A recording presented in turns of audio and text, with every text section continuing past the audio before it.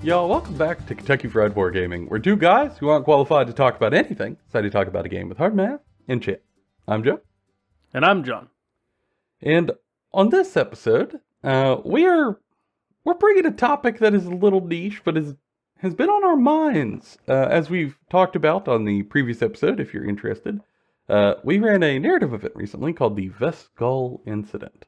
And summarized it, where we had 10 people get together, and we had a great 40K game day where everyone was building a fun narrative together, and sort of breaking away from match play standard game stuff. And after the event, we wanted some feedback from friends of what we might do next, and John and I were both surprised to hear how much they wanted to get even weirder with a narrative. Yeah, they want to crank the weird. More weird. Didn't expect it, but after talking about maybe how weird, the idea was brought up of like table effects and story stuff, almost D&D-esque changes to what we were rolling out. Mm-hmm. And with that in mind, we got to kind of talking about an idea that we've kicked around a lot, but never really deeply discussed on the show, or maybe discussed at all. And that is the idea of having an arbiter or a game master in wargaming. And if that is something that wargaming needs or not. But first, gotta talk about hobby time and games played.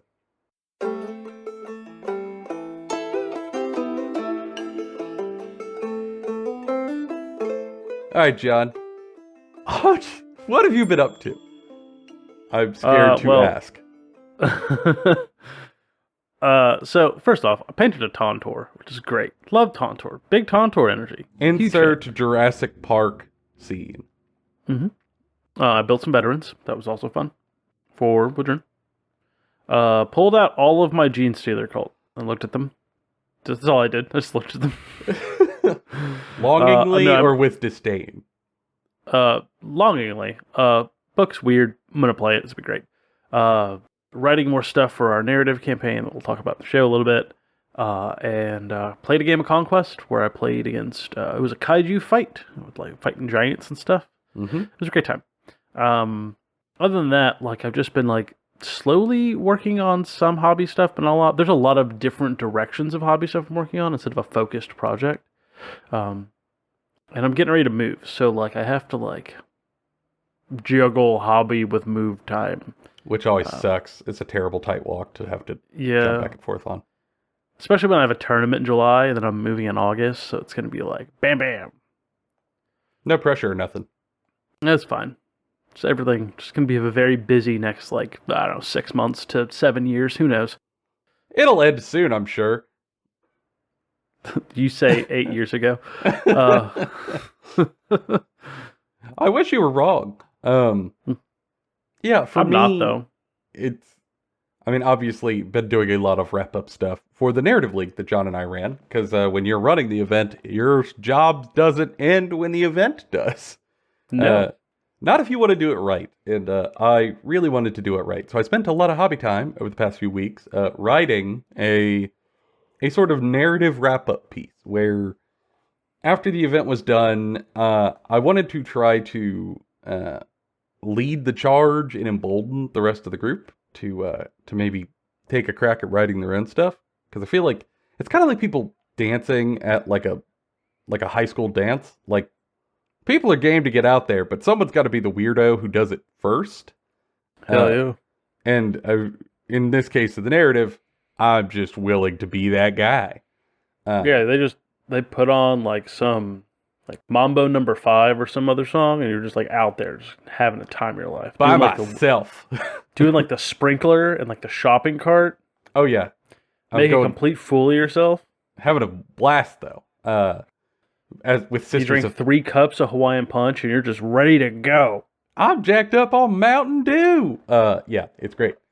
So I decided I would just take a moment from the weekend that I thought was like coolest to me. John, you know this because you read it. But I thought I would just take a moment that was coolest out of everything that happened, because there's a large narrative that unfolded. Again, if you want to know more, go watch the Veskull incident. And I would just take one of the things that happened at one of the tables that I thought was inspiring and stuck in my noodle, and then write a short story about it. And for me, that was the Sisters of Battle defeating Angron, a Primarch of Khorne. And what that event might be like to witness from the eyes of someone who is not nearly on that level of power. And through the idea of that, I wrote a decently sized short story about it from the perspective of a slowly sister of battle and a battle sister squad, and her experience on that battlefield. And it was quite a bit of time, but it was fun to write. It was a nice little writing prompt flex in a lot of ways. To look at a faction that I think in a lot of ways ends up being just like the meme, so to speak, of haha, purge, heretic, nundums, and trying to... Titty armor, yeah. Yeah, women, bob cut, booba, haha, crush me. And instead look at it and try to portray them how I would interpret them to be. Which, I'm gonna be honest, I kind of took some swings that I don't know if fits with normal Sisters of Battle tones, but we'll see how it works out. Everybody seemed to like it. And It's pretty good. I'm into it. It works. It's a good first outing. And it did the thing I wanted, because I posted it to the group, and now other people also are thinking of writing their own fluff for the Veskal narrative. And if y'all want to read, at least mine, we'll put it in the show notes below, but also came up with the idea that if other people do want to write their own narrative for their own factions or what have you as we go along, if they give us their permission, if folks out there are really interested, maybe we'll make like a Google Drive that's public and we'll put all the stuff in there for everyone who is okay with that, and share it out if people from the show want to go read the sort of narrative we're writing for these armies, which I think could be pretty cool. Yeah. So let us know. And if you like the short story for the Sisters of Battle, please let me know. I am new at sharing my stuff publicly, and feedback and critique is always very, very helpful. Outside of that, I have been working on Imperial Knights for the next get-together, because, of course, I have. You know, if we're going to do another one, as people really want to do in August, right when you're moving, great timing. True. True. Facts, actually. Then I know that time's going to be hectic, so I'm just getting my stuff done as early as possible to be flexible to do what has to be done at that time. So I've been working on more Imperial Knights, and also built some Malifaux minis. Shout out to Sony Black, thank you. In the comment section of our last video, when I mentioned that Seth and I were going to be playing some Malifaux demos, and also against my wife, just to like get a feel for current Malifaux to see if it's changed a whole lot. I said my wife. My wife. Very nice. Best joke. My lovely lady wife, if you will. And I want to see just if Malifaux has changed a whole lot. So I figured, we'll just throw like a core box against a core box, and we'll have a little time and see how it plays. But Sony Black pointed out that that ain't going to work too well. Because I didn't know it, because I didn't pick a Summoner Master, but I actually did pick a Summoner Master, because Ulix is out in the swamp cranking hogs by himself, and he can take little hogs and turn them into huge old hogs. It would give them the big slop ability, or give them the good slop, something like that, or no, slop them up. That's the ability. Give him the big slop, he says. The big slop. The big slop. I don't write the ability cards, John. I just pick my faction. And he's not a summoner, but in fact, actually, he totally is a summoner. Because he can take a pig that's small and then slop them up with some good slop, and then they become a big pig from being a small pig. So you actually need more pigs than his core box to make his pigs work, because you're going to need to make big pigs out of his little pigs. So I bought the box that had the sow and all of her piglets, and between that and the core box, thank you, Sony Black, I'm going to have a functional 25-point list, I think. And I will be very happy to enjoy my not summoner Malifaux Master. I love that much like with Nords, I just continually stumble into some of the harder factions in every game I come to try. It's very... It's like a magnet for this. Like, it's always one or the other. You either pick like one of the hardest factions, or you pick like one of the easiest. Like in Infinity, you're like, Rama Task Force. Oh, so that's like the most beginner faction, huh? That doesn't happen to you, Joe. Not very often. No, it doesn't. No, it doesn't. I did look around and go, oh, what else would I be interested in Malifaux, John? Like, maybe if Ulix is kind of hard and I need a bunch of minis, maybe I could pick another thing I'm interested in. Ah, here is this cool John Carpenter's The Thing-esque faction of body horror, where you're infected with parasites and then you become one of them in a faction called Cadmus, where you then infect other models and then turn them against their owners and spend a bunch of board effects and turn negatives to positives and positives to negatives to track tokens and board debuffs. And very quickly, I googled it and was told that it's the hardest faction in the game to play, period. So I either play Ulix, who is hard and a little expensive, but not the hardest, or the second thing I'm interested in, which is the hardest faction in the game. So I'm going to stick with the hogs or just buy hogs. Having a time. Just crank that hog. Just crank the hog. But yes, now I've built my hogs, and I'm ready to actually fight people. It's a great time. I've still got more hobby to do. I've got more knights to build, but we're making good progress, and that's what I really count. Especially because the narrative event is barreling down on us, and not only might we need to get ready with our own armies to build stuff, but we might also have to get ready to do some pseudo Dungeons and Dragon-esque control schemes. Design. Like, we should talk about it.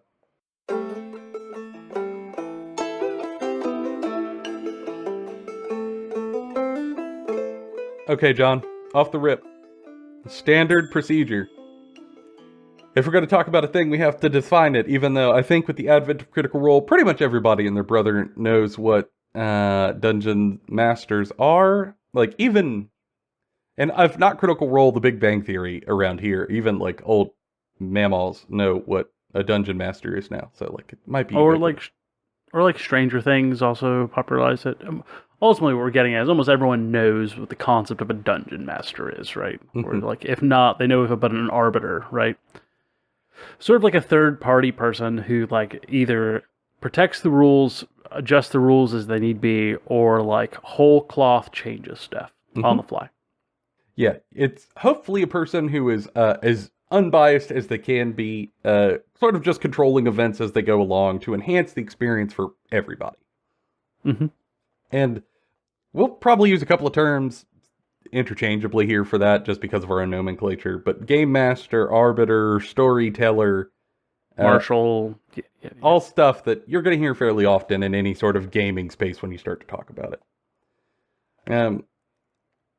And as you can imagine, in a lot of tabletop games, like D&D, you have people who do that because you have to. Especially in D&D campaigns where, like, stuff is theater of the mind and everything is described. It's almost audiobook style in many cases. You don't have minis or maps or anything. It's all description. You have to have someone to do that. But do we need someone to do that in war games? No, but also, yes. Yeah. And to not be difficult, essentially, like, no, you could. It's perfectly fine to play these games. How many of us have probably played for years? Which is, I play an army, you play an army, we use the same established rules with missions written in a book, with, like, predetermined, like, terrain layouts or objective layouts. Everything sort of, like, to a guide, and then we just play our games, and we record our points, and we figure out who did what at the end of the game, and who won, right? We might even add a little bit of lore to it, and while doing that same thing, kind of talk about what we're fighting over and have, like, a little bit of a story to it, right? Like narrative light, right? Yeah. But if you've done that for a long time, like we have, or maybe you've seen some YouTube videos of people doing opposite, or maybe you're just kind of bored with the same old, maybe someone keeps bringing the same list to, like, Saturday Night Warhammer or whatever, and you're like, what if we changed it up a little bit? What if we changed how we did this and tried to do, like, a weird scenario where, like, maybe you have one person defending a fortress, and because of that they get extra bonuses, and the other person's, attacking. Oh, let's try to make a unique mission for that. Maybe that goes really well. And then you decide, what if we cranked it up even further and instead created, like, random events, or a third person showed up and played a third faction, but that faction didn't deploy on the table and just sort of responded to what the other two people did. Mm-hmm. Like a and doesn't. neutral environmental effect, almost. Yeah, yeah. Like what if these are all options you have here, and these options open up with when you open up to the idea of there being a DM, whether that DM being like an arbitrary set of rules you put off to the side that runs itself, or an entirely another player. I think they're both useful. Yeah, I think for me, I land in almost the same exact space. Do war games need an arbiter? No, certainly not. I mean, match play works great. People get in very balanced. Pick up tournament play games. You don't have to do a lot of discussion. You just show up, you play the pre-assumed stuff. Games work fine. However, if the question is, does having someone like that, or a mechanic that stands in for that, have value in war games? The answer is hell yes, absolutely. Yeah. And in a lot of unique ways that is hard to replicate outside of that as a medium. If anything, I think it's undervalued in the current setting. I do. Like in the, I do. In the current like meta, to use the phrase. And I think historically that's true also. Yeah, I think. So if we want to go way back to like the origins of war games, right? I think it was like what 1824. The alpha was made in 1812. The full game by Reiswitz Jr. Was released in 1824, and that was for a game called Kriegspiel, which is a game that came out of Prussia in, again, 1824 for the first full release. It's one of the earliest war games, how you would picture them, in which they used it as a way to help train Prussian army officers in, going through school and to get ready to actually go to a battlefield as a simulation, in a way. And if you look at it, it's very similar to what you might expect. There's a rule book full of rules for engagements. You have two players who are going against each other with opposing forces. Their forces are all predetermined when they get to the table to know how many units of each different types they have at their disposal.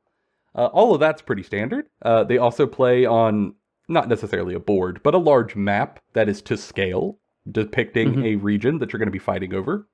However, what gets a little different is that while you have tokens on the table, you're not the one who's necessarily moving all of them around. Off to the side is a third person who is running this game as essentially an arbiter. They're entirely an outside force other than yourself. Yeah, they might simulate like weather effects. They might simulate like orders being lost because you like will write down the orders and hand them to this person, and they move your tokens based off of your orders. But the orders can get confused, right? Because like especially back then, they weren't using telephones or like radios. They were having runners take like orders to regiments, and then those regiments were then moving based off of their orders. Right, so those things can get confused. You can have fog of war, all sorts of stuff. So try to simulate a lot of those things that would happen in the chaos of conflict through like these weird effects that this guy would have. And then from there, right, from that game, they moved on to like more modern games, right, where you had armies fighting other armies, and eventually that's how we came to having Dungeons and Dragons, right? Like Dungeons and Dragons came from war games of like how do we get on the and the personal level and story level of like small individual characters.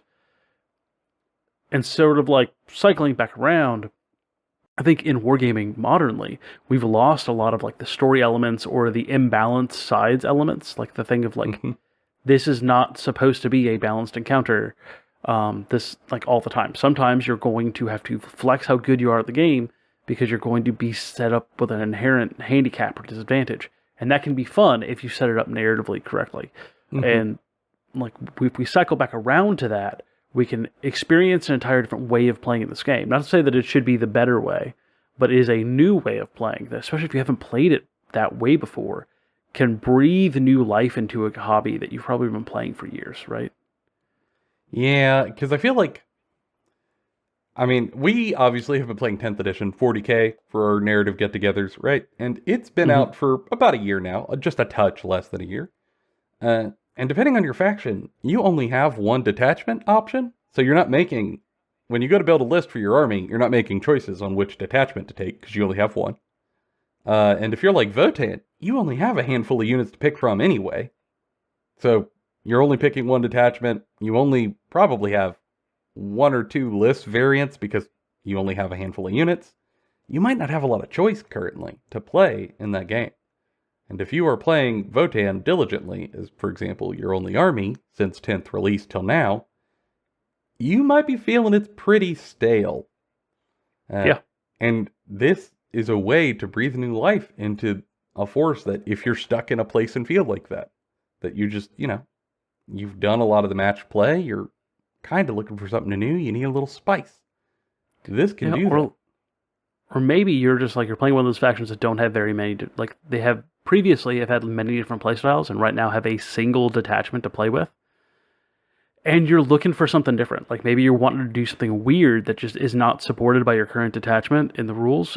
And like, depending on who's running your narrative stuff, they might just write you a detachment to play in that fits your specific faction. Like that's another thing you can do with this, right? Is like you can just whole cloth write rules for the game that for your local group that only your local group uses. And I think that's makes this concept of like narrative gaming and having DMs who sort of like arbitrate whether something is like balanced-ish or balanced enough to sort of help to kind of move that along. But like all of those sound great, right? All of that sounds wonderful and full of joy and fun. Because truly, it brings a lot of fun to it. But there's a significant amount of challenges that comes with adopting this.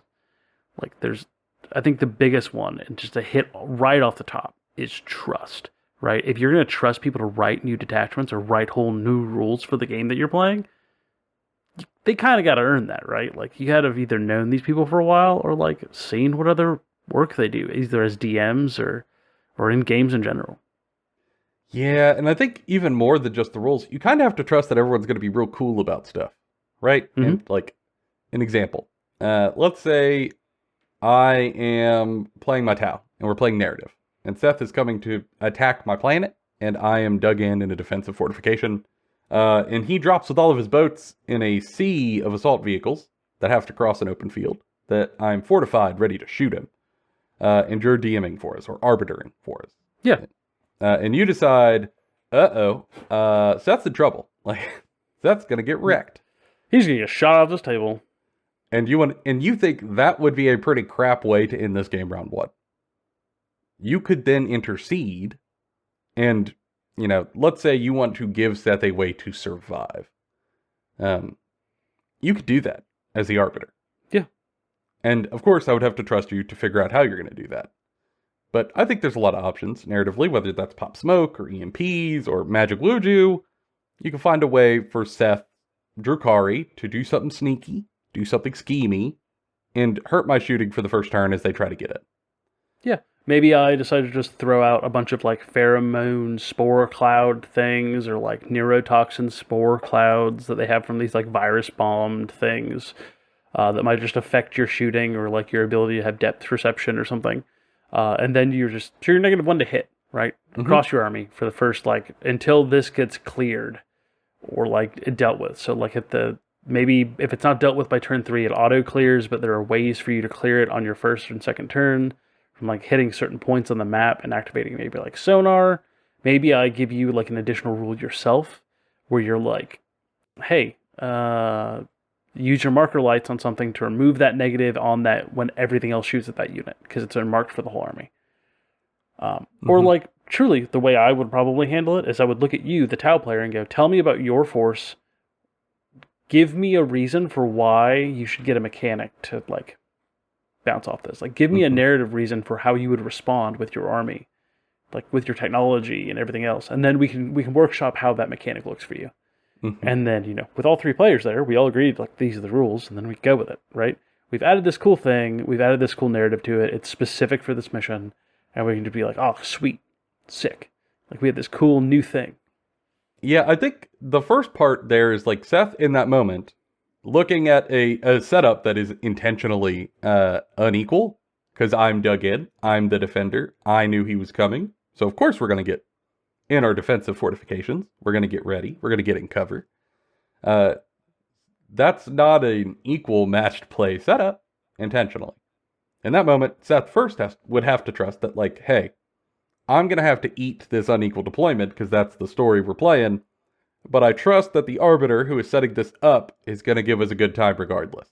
That's first set of trust that like, okay, it'll work out. Let's play and have fun.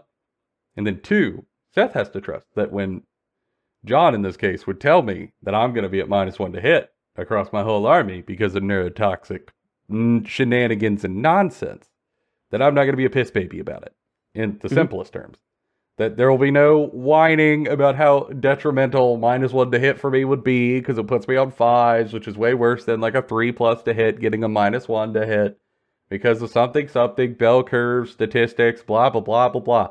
Like, Seth has to trust that I'm going to take that on the chin and go, okay, and keep playing the game. And be cool about what happens, good or bad, both ways. And that's a lot of trust to get. It's not easy to do, but I think it's possible and worth it. And I think how you tackle trust is, 1, just kind of knowing your people. But 2, I think you have to start establishing how you guys communicate about this early. Because as always, in all things, transparency is key. Key. If you were going to do something like this. It's a really fun style of play to get really narrative and to be willing to step outside of match play rules. And even to go so far as to have arbiter-esque setups. But you've got to have discussions about where everyone's at on it and how they feel about it on the whole. So for example, how far off of match play is everyone willing to get? I don't know. It's going to depend group to group. But you got to talk about it. How does everyone feel about having Arbiter versus just like AI-generated, pre-planned stuff? I don't know. Yeah, like you got to talk about it. Maybe we create a little rule that like, when you get within 3 inches of this ruin, you roll a die, and on like a 4-up, you get like, I don't know, a cultist unit pops out of the ruins and starts shooting at the closest unit, or charges the closest unit, or does like any of this, right? That's also an option of just like, we'll have these like automated things at each table that run itself, or just maybe heavily break the rules, like take Deep Strike the way it is in 10th edition and throw it out the window, and bring back 7th edition Deep Strike, where you roll 2d6 and a scatter die and to determine where a Deep Strike unit falls, and if it falls on an enemy unit, it's just gone, just disappears. Yeah, I think everyone's going to have varied opinions on what's fine for that, but I think the key that I would give you is that if you want to establish trust and be transparent, the thing you're going to have to do is get everyone on the level and understand where everyone's at in your playgroup in terms of their willingness to do this. And I think you're just going to have to do that by essentially adopting the idea of a session 0 conversation with the group and adapt it to this idea. Get everyone together who would want to be in this heavily narrative league, sit down, and to have a genuine, open, honest conversation about how everybody feels about it. Because I highly doubt that everyone's just going to, off the rip, be on the same page. However, what it does is it shows that everyone's willing to at least discuss honestly what they want, which starts building the trust. And this is very important to do, especially if you're in a situation where, like, you can't play every week, or you can't play every 2 weeks. That, you know, you have to sort of schedule these out every couple of months, or maybe even once a month, like at the highest possibility, right? Like, for a lot of times when people talk about doing narrative campaigns or narrative things, like, you run into the problem of like, well, we only play once every 3 months, once every 4 months, or like twice a year, right? So like, we can't do an extended narrative campaign with like tiles and yada yada, but we still want to experience this sort of play. And if you spend 6 months preparing for it and then everyone hates it, like, that's gonna take the winds out of your sails instantly. So like, on the matters of lift and how much work you're going to put in, maybe put more of the work in like the prep ahead of time. So when it comes time for big game day, you've done a ton of the work already and had a bunch of the communication and conversations. So now it's just the pure excitement of seeing how this unfolds. Yeah. It's also, one of the drawbacks is that not only is it going to take more lift for everyone to talk about what they're comfortable with in terms of how far away from match play rules or not, and stuff like that, like what everyone's just generally comfortable with. It's also going to be a bigger lift for everyone in the group to talk about narrative, right? Because in most match play games, a lot of people don't even understand the lore of the game. They're just showing up and they're playing it like a game of chess. They're just looking at it. Yeah, it's a statistical game of skill of some sort. They don't care about the lore. They don't care about the books. They don't care about any of that. It's just not part of the game for them. Or they might just like know the memes, like only the memes. Yeah, it's totally an option. There's a spectrum of how people engage with that. But here, everyone's got to be on the narrative boat, and then also be willing to define what their own narrative is, and to a fairly strong extent, and then secondarily be willing to tie that together with other people's narratives. And that's a lot of work for everybody. That's, it takes a lot more work than at least showing up and scheduling a store game. However, I think you could tackle this similar to the Session Zero talk, that when everyone gets together, explain that we're going to be getting away from standard play stuff, what's everyone comfortable with, and then also, once that conversation's done, what are we all thinking for story? How do we loop these together? Where's everyone going to be at in this setting that we're creating? What's the motivations, at least? What are the warlords? The basic stuff. So you can, while everyone is there, start weaving a starter narrative, and then get a rough trajectory that you could then make rules off of to support and to help everyone get more buy-in. Hopefully. However, I do think there's one that is more difficult to tackle than the others. And that is that, by the nature of an arbiter being an arbiter, they've kind of got to be a wargamer to be able to do that job well.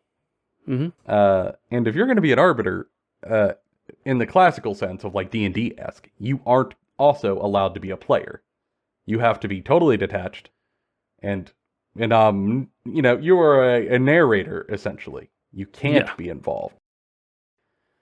And that makes sense when you're in a D&D setting, and like the DM essentially gets to have fun through running the game. But if you're a wargamer who got into your gaming group to play war games, you probably don't want to spend the whole league not playing war games, and that's a challenge. Mm-hmm. Yeah, and I think like there's multiple ways of tackling this. I think one of the bigger ways of doing it is just like establishing arbiter rules of like what an arbiter does, and then having that be your shared role, where like maybe you only have 2 tables where you play, and there's 5 of you, so only 4 of you can play at a time. So whoever's the odd man out is the one who is arbiter for both tables, right? Mm-hmm. Maybe you instead have a situation where like you just shift who's the arbiter for each round. Like maybe you're doing like a 10-week necromunda game, and you're going to shift who's the arbiter every week. Mm-hmm. To sort of, then maybe the arbiter picks the mission, makes a weird thing, moves on. Or maybe one person everyone trusts just says, hey, they're going to be the arbiter, and they're going to make impartial decisions, and they're going to run the thing for it, and they're just going to play whatever faction they want to play and be part of the story. Mm-hmm. Right? Like, there's lots of ways to handle that, but it's important to understand going in how to approach that, and you can't necessarily expect the person who's going to be doing the arbitering stuff to just not play the game. Yeah, especially because, like, let's be honest, we've talked to a number of people out there who, like, they don't have a game shop near them, and so they don't have a really big play group. They only have a couple of people who might meet at someone's house or someone's garage or someone's basement, in a small group of, like, 3 to 4 people. And when numbers are that small, you really don't want to throw out one of your people to not be able to play the game for a long time. That's kind of crappy. Mm. And I think that's a challenge you should really try to get to grips with and handle in your playgroup if you really feel the need to try this, so that no one's left in the cold. Personally, I'm partial to the idea that like you just take people who are volunteers who aren't afraid to be kind of narrative and fun and fluffy. And you have them volunteer to make arbiter decisions for another table. So, for example, if John and I are fighting each other and we're having a battle, my Tau are fighting his world eaters and we're having a hell of a time over here.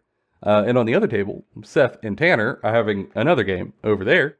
And we need to figure out, okay, we both need arbiters. Fine. I volunteer to arbiter for Tanner and Seth. I will keep up with their story turn to turn. I know the story of the setting. I will make decisions for them to have a good time over there and try to be as impartial as possible, because I'm not in that game anyway. And secondarily, someone over there, let's say Tanner, volunteers to arbiter for John and I, and he'll keep up with our story, turn to turn, and understands the setting, and will make fun decisions and stuff pop off in any way that makes sense to him. And we all just sort of agreed beforehand that, yeah, every turn we'll kind of have a little powwow and talk about how things are going and hash this thing out. So no one's left totally out in the cold. It might slow the games down a touch, but that's the price you pay to have all your friends having fun. I think there's another way you handle it, and that is just like, man, like take the idea of an arbiter and just automate it. Yeah. Automate it entirely. Like, this is what happens on the movement phase, roll on this chart. This is what happens in the shooting phase, roll on this chart. This is what happens in the fight phase, roll on this chart. And like board games do this really well, and you can do the same thing. Or some smaller war games. I mean, if you look at stuff like Silver Bayonet or Rangers of Shadowdeep, which we've talked about on the channel, like, this is a thing that happens in Rangers all the time. Oh, the turn started?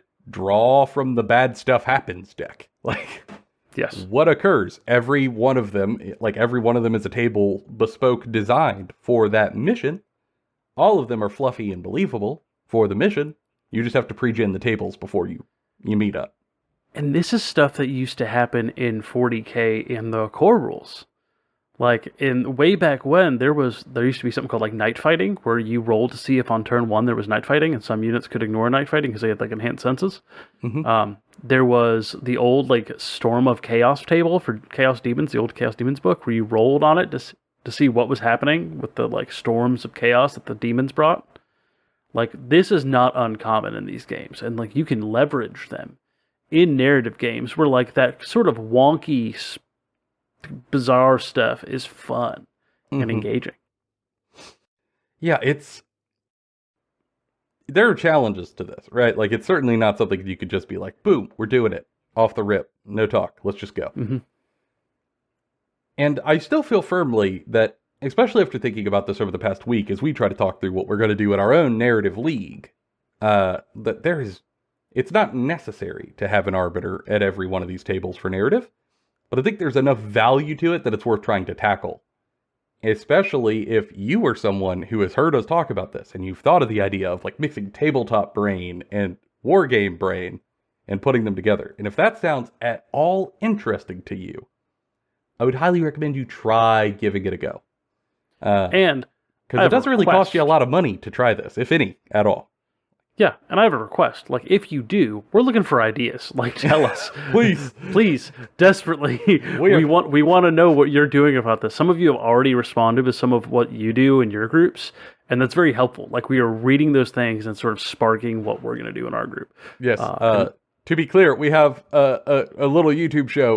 We are not pros. We are far from being able to not be questioned. Please. Help us. Are there professional like narrative 40K players? Like, professional, probably not, but some like really cool, intense hobbyists, absolutely. Yeah. Anyways, like, yeah, that's what we're looking for. Like, share it with other people who are down here too, not just us. Like, if you see other people asking questions or need ideas, like, tell them, reach out to them, have a good time.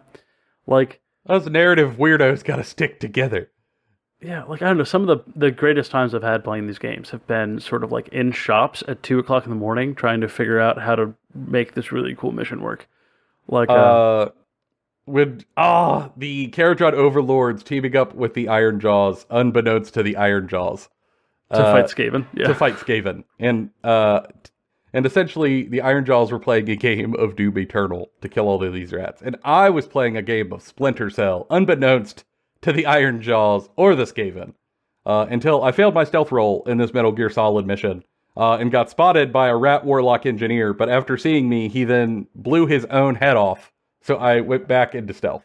It was friggin' hysterical. It was hilarious, you know, and like, that wouldn't have happened if we were just playing with normal rules. We played with bonkers crazy rules. One of my favorite games of 40K I've ever played was I played 6,000 points of Chaos Space Marines versus 6,000 points of AdMech mixed with Salamanders, and it was like an entire Saturday, and I was playing on like 2 tables slapped together, and I had like no terrain on my side of the table, and they had an entire fortified position, and every time they killed a unit, I would put it off to the side, and I would roll every turn to see if it came back as reinforcements, and they just needed to survive for 5 turns. Like, just have like a true Abaddon scale invasion played out on the table. And I'm going to be honest, nobody kept track of any sort of points. And at the end, we didn't go, "Oh man, who won?" We were just like, "That was sick!" Like, That was awesome. how many Kaitans did you summon back? 4? Cool. Cool. Yeah, there's gas there, and I'll take all the help we can get. Also, please like, comment, share the shows. It really helps us. We just touched 500 subscribers, which is awesome.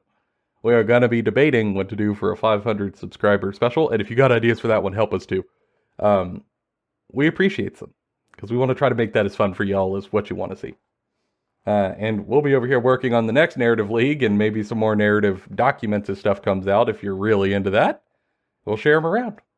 For now, that's been all of our opinions, bona fide, and Kentucky Fried. We'll see y'all in the next one.